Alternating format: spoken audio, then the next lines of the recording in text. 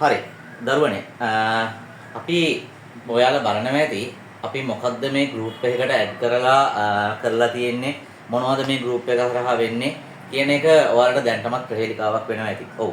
අපි බලමු ඇයි අපි මේ ගෲප් එකකට ඔයාලව ඇඩ් කරේ කියලා. එතකොට මම මුලින්ම කතා කරන්නම් ඔයාලා සියලුම දෙනා. මෙතන ඉන්න මේ ගෲප් එකේ ඉන්න ළමයි ඔක්කොම මේ වෙද්දි O level අවසන් කරලා පොඩි කාල සීමාවක් නිදහසේ ඉන්න හිතාගෙන ඉන්න දරු පිරිසක්. හැබැයි පුතේ මතක තියාගන්න කාලය කියන එක හරි වැදගත් වෙනවා. ඉතින් ඒක නිසා මේ ඉවර වෙලා ඉන්න කාල සීමාවේ තමන්ගේ ජීවිතයට වටිනාකමක් එකතු කරගත්තොත්, තමන්ගේ ජීවිතයට යමක් එකතු කරගත්තොත් ඒක ඕගොල්ලන්ට ලැබෙන ලොකු ප්‍රතිලාභයක් බවට පත් වෙයි. හරි. මම කතා කරන්නම් ඇයි අපි මෙතනට ආවේ මොනවද අපි මේ කරන්න හදන්නේ. රයිට්. පුතේ මේකෙදි අපි මුලින්ම ඔයාලට කතා කරනවා අපි අලුතෙන්ම පටන් ගන්න ස්පෝකන් ඉංග්‍රීසි පාඨමාලාව ගැන. එතකොට මේ ස්පෝකන් ඉංග්‍රීසි පාඨමාලාව තුල අන්තර්ගත වෙන්නේ මොනවද ඔයා ඉගෙන ගන්න යන්නේ ඇයි ඔයාලට මේක වැදගත් වෙන්නේ කියන කරුණු ටික අපි මෙතනින් කතා කරමු. මුලින්ම කියනවා මේ වීඩියෝ එක ස්කිප් කරන්නත් එපා. ඒ වගේම මේ වීඩියෝ එක මගක් බලන නවත්තනවා නම් පුතේ ඒක කරන්නත් එපා. මොකද ඔයාගේ ජීවිතයට වැදගත් පණිවිඩයක් දෙන්නයි අද ගුරුවරයෙක් විදියට මම මෙතනට ඇවිල්ලා ඉන්නේ. ඉතින් ඒක නිසා ඔයාලා සියලුම දෙනාට කියනවා මේ වීඩියෝ එක ස්කිප් නොකර අවසානයේත් එක් බලන්න විනාඩි 10ක්ද 15ක්ද කියන කාල සීමාව ඔයාගේ ජීවිතයට වටිනාකමක් එකතු කරන වෙලාවක් විදියට මතක තියාගන්න. හරි. අපි පුතේ මේ පටන් ගන්න යන්නේ ඔයාලා වෙනුවෙන් ස්පෝකන් ඉංග්‍රීසි පාඨමාලාව.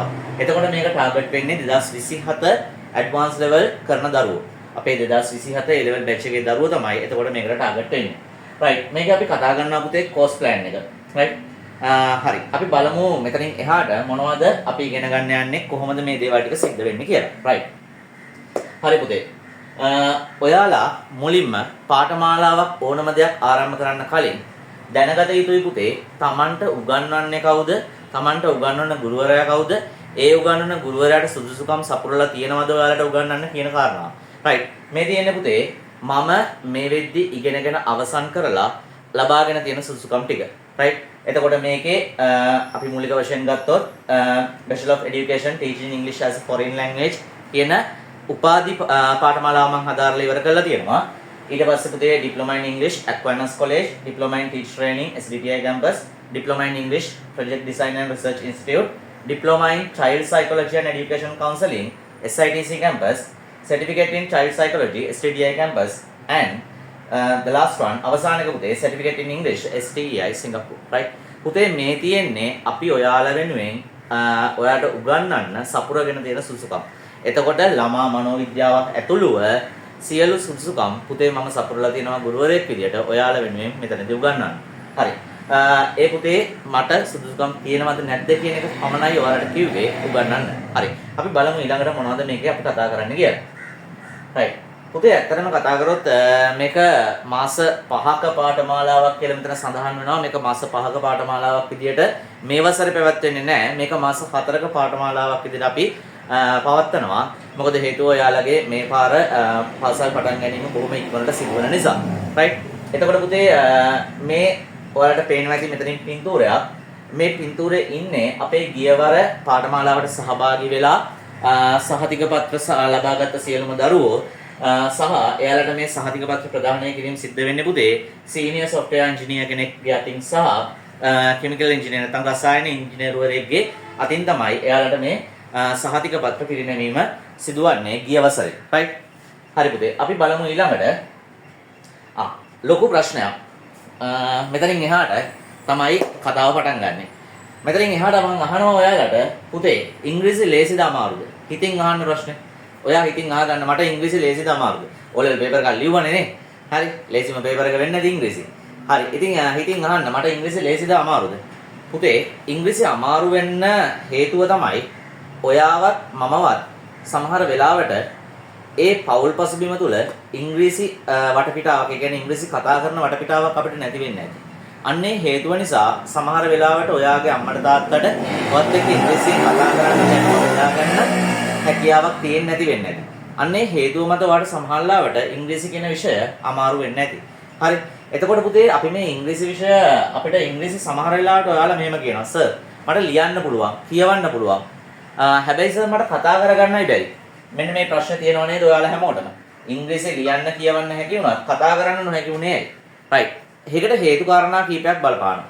අන්නේ තියෙන අපේ ඒ හේතු කාරණා ටිකට පිළියම් යොදාගත්තොත් අපිට පුළුවන් වෙයි ඉංග්‍රීසියෙන් කතා කරන්න දිගටම. හරි. අපි බලමු පුතේ. රයිට්. පළවෙනි එක වෙනවා ඉංග්‍රීසි කතනයට අවශ්‍ය වාක්‍ය ගොඩනැගීමට අවශ්‍ය මූලික කොටස් නඳනීම. පුතේ ඉංග්‍රීසි භාෂාව තුළ අපිට කතා කරන්න අවශ්‍ය වෙන වාක්‍ය ගොඩනගන්න අවශ්‍ය වෙන කොටස් තියෙනවා. රයිට්. එතකොට මෙන්න මේවා නොදැන සිටීම නිසා ඔයාලට ඉංග්‍රීසි කතා කරන්න හැකියාවක් ලැබෙන්නේ නැහැ. දෙවෙනි එක පෞල් පරිසරය තුළ ඉංග්‍රීසි කතා කරන්න වටපිටාවක් නොතිබී. හරි. මේක සාමාන්‍ය දෙයක් නේ පුතේ. අන්න ඒ හේතුව නිසා නේද සමහර වෙලාවට අපේ ළමයි සහ ඉන්ටර්නැෂනල් ස්කූල් එකට යන ළමයි වෙනස් වෙන්නේ. ජාත්‍යන්තර පාසලකට යන ළමයි වෙනස් වෙන්නේ. හේතුව පුතේ එයාලගේ පාසල් පරිසරය තුළ නිර්මාණය කරන වටපිටාවක් ඉංග්‍රීසි කතා කරා.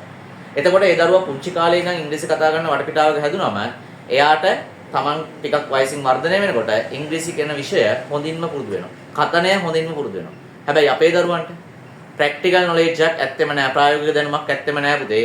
ඉංග්‍රීසි කතා කරන්න සමහර වෙලාවට ඕගොල්ලෝ ඇත්තටම බයයි. ඔන්න ඔය හේතුව නිසා.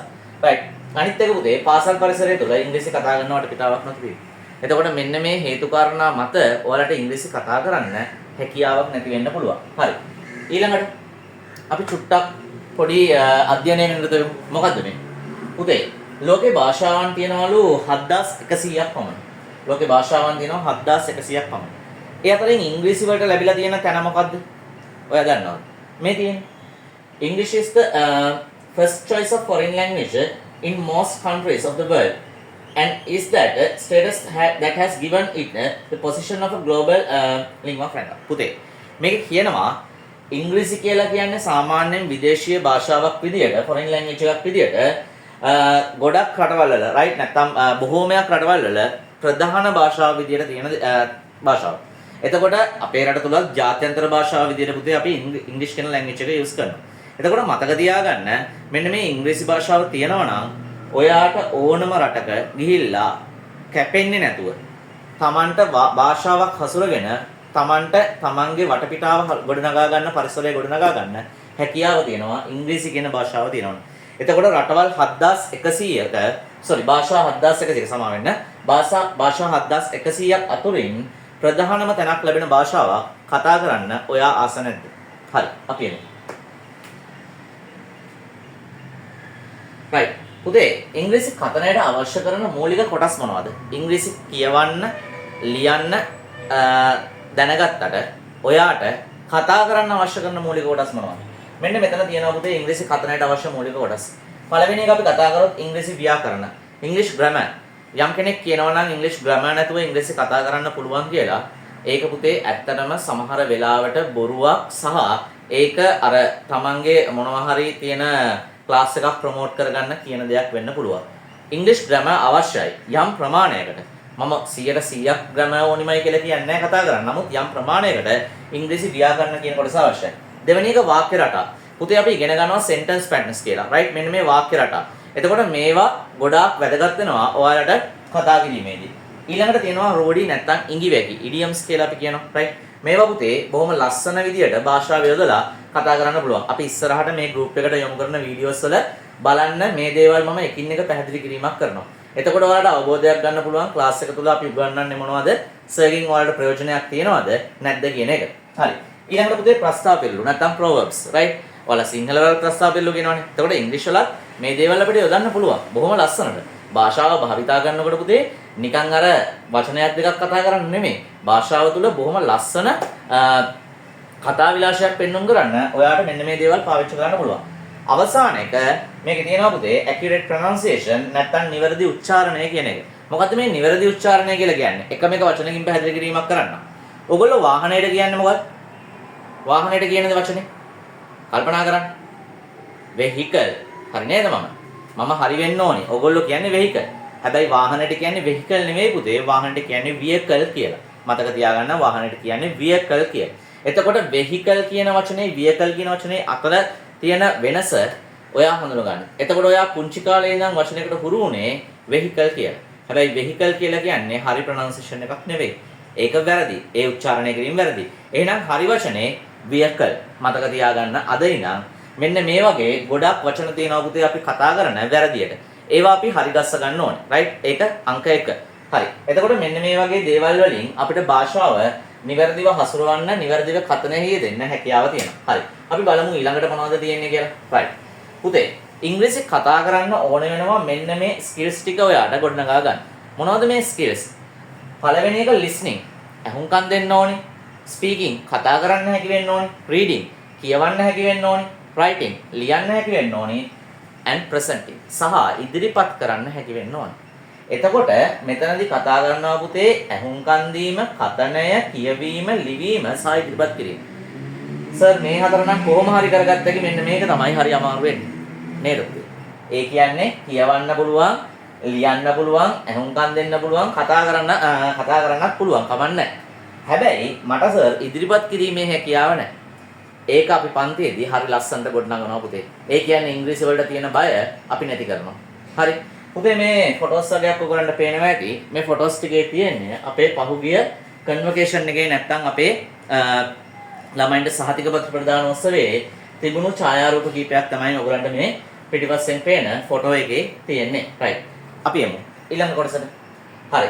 පුතේ එතකොට අපි ඔයගොල්ලන්ගේ අහුම්කම් දීමේ හැකියාව වර්ධනය කරන්න මොනවද කරන්න කියන එක මෙන්න මේකෙදි තියෙනවා. ඒකෙදි අපි සින්දු උගන්වනවා, songs, dialogues, දෙබස්, ඊට පස්සේ චිත්‍රපටි ඇසුරෙන් උගන්වනවා, news ප්‍රවෘත්ති ඇසුරෙන් උගන්වනවා, listening task ශ්‍රවණ අභ්‍යාස ලබා දෙනවා. මෙන්න මේ දේවල් වලින් පුතේ අපි ඔයගොල්ලන්ගේ අහුම්කම් දීමේ හැකියාව වර්ධනය කරනවා. හරි. පුතේ මේ ෆොටෝ එක තියෙන්නේ අපේ පසුගිය සහතික පත්‍ර ප්‍රදාන උත්සවයේදී අපේ දරුවෙක් එයාගේ සහතික පත්‍රය ලබා ගන්න ආකාරය තමයි ඔයාලට ෆොටෝ එක තියෙන්නේ. හරි. අපි යමු ඊළඟ කොටසට. right. පුතේ මේකේ තියෙනවා speaking skills. නැත්නම් ඔයාලගේ කතන හැකියාව වැඩි දියුණු වෙන්නේ කොහොමද? පුතේ කතන හැකියාව වැඩි කරන්න අපි මෙන්න මේ දේවල් ඔයාලට පුරුදු කරනවා. මම මේ එකින් එක පැහැදිලි කිරීමක් කරන්න යන්නේ නැහැ පුතේ. මොකද මේ පැහැදිලි කිරීම ගොඩාක් දීර්ඝ වෙයි. එකින් එක පැහැදිලි කරන්න ගියොත්. මේ ටික ඔයාලා කියව ගන්න මේ සියල්ල අපි පන්තිය තුල උගන්වනවා කියන එක පොරොන්දුවක් විදිහට ලබා දෙනවා. හරි. අපි යමු ඊළඟ කොටසට. right. පුතේ ඒකේ තියෙනවා ඔයාලගේ reading skill එක. නැත්තම් කියවීමේ හැකියාව වැඩි දියුණු වෙන්නේ කොහොමද? මෙන්න මේ කියවීමේ හැකියාව වැඩි දියුණු වෙනවා පුතේ. මෙන්න මේ දේවල් ටික අපි ඉගෙනුවාට පස්සේ. හරි. එතකොට මේ සියලු දේවල් පන්තිය තුල උගන්වන දේවල් පමණක් බව මතක තබා ගන්න. හරි. අපි ඊළඟට බලමු පුතේ මොනවද ඒකේ තියෙන්නේ කියලා. writing skill එක. ලිවීමේ හැකියාව. පුතේ මේකෙදි විශේෂ කාරණාවක් තියෙනවා. මෙන්න මේ rapid cover කියන paper series එක.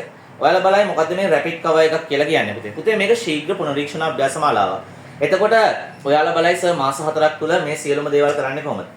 අන්න ඒකට තමයි පුතේ මේ rapid cover එක තියෙන්නේ. මේ ශීඝ්‍ර පුනරීක්ෂණ පාඨමාලාව තුල ඔයාලට අපි බොහොම ඉක්මනට ව්‍යාකරණ කොටස් ටික ආවරණය කළා කතනේ හැකියාව නැත්නම් ඔයගොල්ලන්ගේ කතා කරන්න තියෙන හැකියාව වැඩි කරන්න ව්‍යාකරණ ටික මේ හරහා උගන්වනවා. ඊට පස්සේ දෙබස්, සංවාද, dialogues, conversations, grammar ව්‍යාකරණ කොටස්, translations පරිවර්තන, සිංහල වාක්‍යයක් ඉංග්‍රීසියට පරිවර්තනය කරනවා කියන එක හරි අමාරු වැඩක් නේ සමහරලාට ඔයගොල්ලන්ට.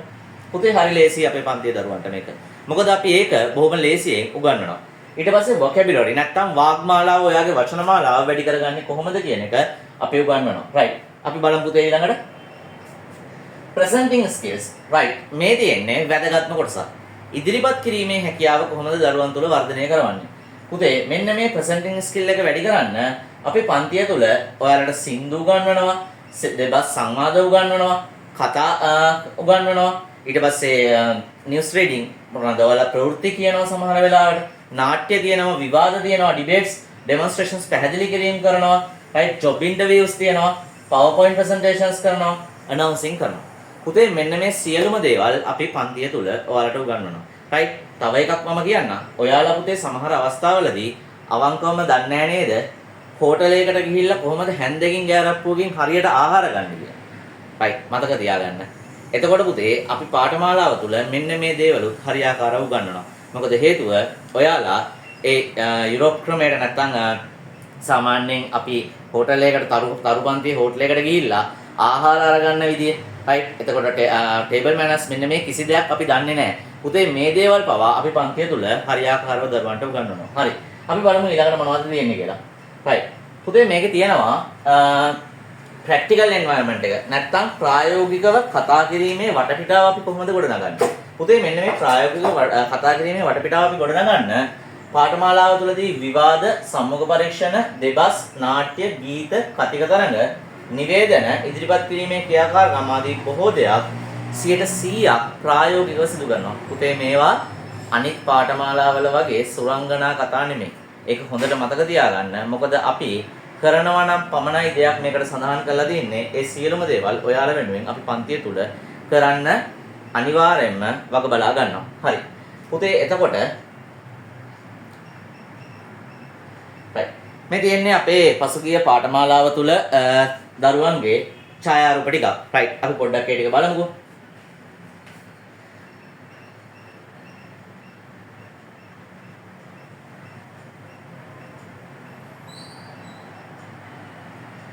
හරි පුතේ. එතකොට මෙන්න මේ පාඨමාලාව අවසානයේ Tamanට ලැබෙන දෙයක් තියෙන්නත් එපේ. මොකද කෝස් එකක් අපි කරන්නේ මුදලක් ගෙවලා. එතකොට මේ මුදලට සරලන වටිනාකමක් ලැබෙන්නත් එපේ. ඔව්. ඔයාලට මේ වටිනාකම ලැබෙනවා පුතේ. මේ තියෙනවා අපේ විධිමත් පාඨමාලාවක් අවසානයේ රජයේ ලියාපදිංචි ආයතනයකින් පිරිනමන වටිනා සහතික පත්‍රයක් සහ පදක්කමක් ලෝගුව පළඳවා අධ්‍යාපන ශාස්ත්‍රයේ ප්‍රවීණයන් අතින් සම්මාන සහ සහතික පත්‍ර පිරිනැමීම උත්සවශ්‍රීයෙන් සිදු කරේ. පුතේ මේක අපි බොහෝ දුරට හොටෙල් එකක සාමාන්‍යයෙන් කරන්නේ. එතකොට ඔයාලට මේක ලැබෙන්නේ නිකන් නෙවෙයි පුතේ. බොහොම පිළිගත් අධ්‍යාපන ශාස්ත්‍රයේ ඉන්න බොහොම ඉගෙනගත්ත දැනුමෙන් සන්නද්ධ පුද්ගලයෙකුගේ අතින් ඔයාට මේ සහතික පත්‍රය ඔයාගේ දෑතට හිමි වෙනවා. right. අපි ඊළඟට මේ තියෙන්නේ අපේ හිටපු දරුවෝ එයාලගේ group photo එකට පෙනී සිටපු ආකාරය. right. right පුතේ. මේක තියෙනවා make your dreams come true with your courage, dedication and hard work.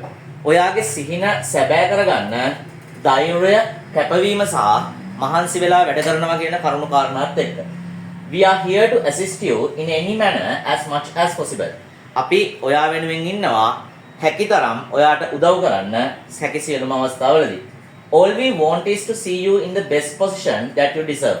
පුතේ අපිට ඕනේ එකම දේ ඔයා ජීවිතේ අත්පත් කරගන්න පුළුවන් ඉහළම දන අත්පත් කරගන්නවා දකින්න එක. right. හරි පුතේ. එහෙනම් මම මෙතනින් මේ කතාව අවසන් කරන්න කලින් ඔයාලට කියනවා අපේ පාඨමාලාව අපි දැනට ආරම්භය දාලා තියෙනවා අප්‍රේල් 7 වෙනිදා. ඒ කියන්නේ සඳුදා දවසක් අප්‍රේල් 7 ආයි අප්‍රේල් 9 වෙනිදා. පුතේ මේක කණ්ඩායම් දෙකක් විදිහට ආරම්භ වෙයි බොහෝ දුරට. අප්‍රේල් 7 සහ 9 කියන දිනවල මම මේ පිළිබඳව දැනුවත් කිරීම ඔයාලට ගෲප් එකේදී කරන්නම්. එතකොට ප්‍රශ්නයක් නැගෙයි සර් ඉස්කෝලේ පටන් ගත්තම මොකද වෙන්නේ කියලා. අපි ඒක පළවෙනි දවසේ ආවට පස්සේ කතා කරලා ඒ සම්බන්ධව තීරණයක් ගනිමු පුතේ. හරිද? right. එතකොට සියලුම දරුවෝ අප්‍රේල් 7 සහ අප්‍රේල් 9 කියන දිනවල සහභාගී වෙන්න මෙන්න මේ පාඨමාලාවේ ආරම්භක දිනයට. එදාට ඔයාලා කිසිදු ගෙවීමක් කරන්න අවශ්‍ය වෙන එකක් නැහැ ආයතනයට. එතකොට Tamanට පුළුවන් සහභාගී වෙලා Tamanට පන්තිය හොඳයි නැද්ද කියලා බලලා Tamanට පන්තියේ ප්‍රයෝජන ගන්න. right. පුතේ තව දෙයක්. එතකොට මේ පාඨමාලාවට සහභාගී වෙන ඔයාට පළමු දිනේ සිට නෙමෙයි දෙවෙනි දිනේ සිට ලැබෙනවා නිබන්ධන කට්ටලයක්. ඒක පුතේ පොත් 4කින් සමන්විත වෙනවා. එකක් ව්‍යාකරණ, ඊට පස්සේ අනිත් එක sentence patterns වාක්‍ය රටා, ඊට පස්සේ song book එකක් හම්බ වෙනවා. තව ඔයාලා වෙනුවෙන් හරි තව පුතේ ඔයාලට ලැබෙනවා dialogues, ඊට පස්සේ idioms, proverbs මෙන්න මේ දේවල් තියෙන තව පොතකුත් ඔයාලට ලැබෙනවා. එතකොට මේ පොත් 4 බොහොම වටිනා පොත් 4ක් ඔයාලා වෙනුවෙන් අපි ඒ සියල්ල ලබා දෙනවා. right පුතේ. එහෙනම් ඔයගොල්ලෝ සියලුම දෙනාට ආරාධනාවක් කරනවා පානදුර ප්‍රදේශයේ පුතේ මේ වගේ පාඨමාලාවක් දැනට පැවැත්වෙන්නේ නැහැ. ඔයාලා ඕන තැනක ගිහිල්ලා ඉගෙනගෙන එන්න නැත්නම් බලලා එන්න. මේ වගේ පාඨමාලාවක් පැවැත්වෙන්නේ නැහැ. මොකද අපි මේ පාඨමාලාව පවත්වන්නේ බොහොම විධිමත් ආකාරයකට සහ අවසන් කරන්නේත් ඒ විධිමත් ආකාරයටම තමයි. මොකද ගොඩක් පන්තිවල වගේ පටන් ගන්න ආරම්භක ජවය පුතේ අපේ නැති වෙන්නේ නැහැ අවසානයේ වෙනකන්. ඒක මතක තියාගන්න. ගොඩාක් පන්ති පටන් ගන්නවා පුතේ බෙර ගහලා සද්ද දාලා. හැබැයි ඒවා වැඩි කල රඳා පවතින්නේ නැහැ. හරි. හැබැයි අපේ පන්ති එහෙම නැහැ පුතේ. අපි බොහොම විධිමත් ආකාරයකට මේ පාඨමාලා සියල්ල මෙහෙවනවා. අවසානය දක්වා ඒ පාඨමාලාව අපි රැගෙන යනවා. එතකොට දරුවන් වෙනුවෙන් සියලුම දේවල් අපි කරන්නේ වගකීමකින් යුක්තව. ඒක නිසා සියලුම දරුවන්ට ආරාධනාවක් කරනවා යාළුවන්වත් මේ group එකට add කරන්න. එයාලටත් මේ පණිවිඩය දෙන්න. මොකද හේතුව පුතේ ඔයා ජීවිතයේ ඉංග්‍රීසි කියන විෂය ඉගෙනගෙන අවසන් කරන අවසාන තැන දක්වා අපි මෙන්න මේ ඒ කියන්නේ ජීවිතයේ ඉංග්‍රීසි කියන විෂය ඉගෙනගෙන අවසන් කරන්න ඉංග්‍රීසි කියන විෂය හරියට ඉගෙන ගන්න අපි ළඟට එන්නයි කියන ඉල්ලීම වලට කරනවා. තව අවසාන වශයෙන් මම කියන්නම්. එතකොට කල්පනා කරනවා ඇති සර් කෝස් එකෙන් පස්සේ අපිව අත්හරිනව නේද? නෑ. කෝස් එකෙන් පස්සේ අත්හරින්න බෑ පුතේ. හේතුව තමයි ඔයාලට A level වලට ඒ කියන්නේ ඔයාගේ A level කරන වර්ෂය වෙන්නේ 2027. 2027 A level කරනකොට ඔයා 2027 A level paper අනිත් ටිකත් එක්ක ඒ කියන්නේ ඔයාගේ subjects තුනත් එක්ක ලියන්න ඕනේ පුතේ තව subject එකක් තියෙනවා general english කියලා. මේ general english කියලා කියන්නේ සාමාන්‍ය ඔයා ලියන O level paper එක වගේ paper එකක් නෙමෙයි. general english paper එක ඊට වඩා සෑහෙන අමාරුයි. එතකොට ඒ වෙනුවෙන් ඔයාව එතනින් පස්සෙත් මේ පාඨමාලාවෙන් පස්සෙත් දිගටම මෙහෙයවන්න මම සූදානම්. ඒක නිසා පුතේ general english කියන subject එක අතහරින්න එපා. සමහර දරුවෝ general english අත්හැරලා main subject තුන විතරක් කරගෙන යනවා. ඒකත් දරුවෝ කරන හරි මෝඩකමක්. ඒක නිසා පුතේ මතක තියාගන්න ඒ වෙනුවෙන් මෙහෙයවන්න අපි සූදානමින් ඉන්නවා. හරි. පුතේ එහෙනම් මේ කතාව මෙතනින් අවසానයි. ඔයාලා සියලුම දෙනාට ඒ ආරාධනාව කරනවා. මම සමීර ප්‍රනාන්දු ඔයාලගේ පානදුර ප්‍රදේශයේ ඉංග්‍රීසි පන්ති මෙහෙවන සමත් වී ආයතන ඉංග්‍රීසි පන්ති මෙහෙවන ඉංග්‍රීසි ගුරුතුමා තමයි පුතේ මම. හරි. එහෙනම් හැමෝටම තෙරුවන් සරණයි.